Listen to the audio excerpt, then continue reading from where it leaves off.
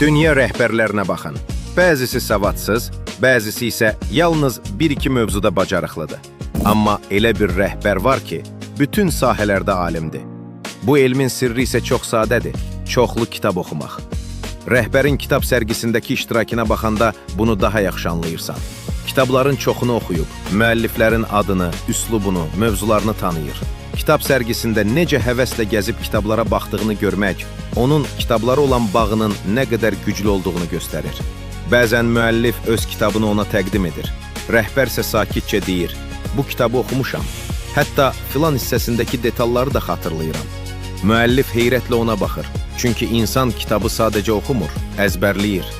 من یکی از کتابای این جنرال جبران رو در سال 39-40 یه قسمتش ترجمه کردم. Bəzən irad da tutur. Burada yazılış səhvi var, qrammatika uyğunsuzdur.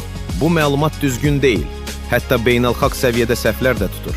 Məsələn, Azərbaycanca kitabın içində türkçə ifadələrin işlədildiyini göstərir. Tercümeler Türkiye lehçesidir. Niye? Men demezle ben o günden inandım ki. Men niye yazmış?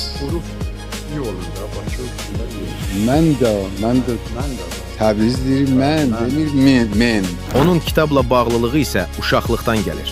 Atası onları kitab oxumağa həvəsləndirirmiş və bu vərdiş o illərdən qalıb. شب دیر میخوابیدن و مشغول مطالعه خیلیشون عاشق مطالعه و اینها بود. Əgər rəhbər və ailəsi haqqında heç yerdə deyilməyən detalları bilmək istəyirsinizsə, Bulaq TV-ni izləməyi unutmayın.